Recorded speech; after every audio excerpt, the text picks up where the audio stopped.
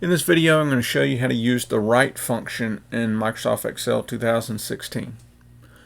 And the right function works the same way as the left function. The left function I explained in the last video. So let's begin with looking at the syntax. So the syntax equals right. Then we have the text, or the cell that we're going and getting the data from. And then we tell Microsoft Excel how many characters to grab from the right hand side of that string of text in the cell that we have assigned.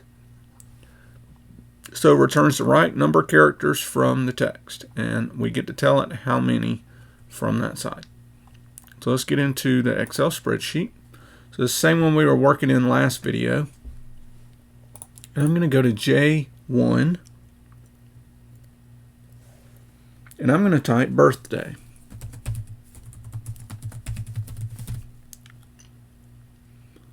And then in K1, I'm going to type EMPID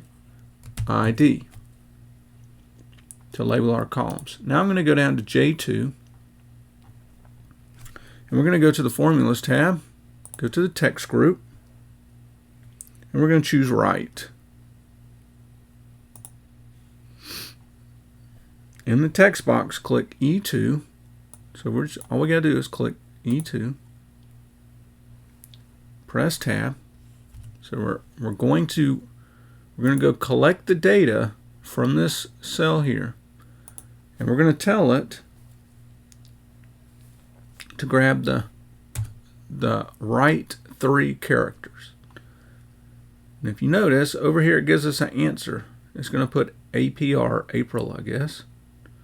Click there, and then we can just drag this down to fill in the rest of them. So it looks like if we expand this column, our birthday is at the end of the code. All right, employee ID.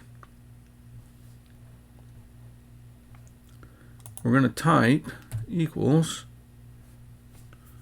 right. Then open our parenthesis. We're going to put A2, comma, and how many characters? We're going to do 5. And we're going to press enter. So the right hand side of A2 is the employee ID. So now we can pull this down. And there you have it. That's how you use the right function in Microsoft Excel 2016.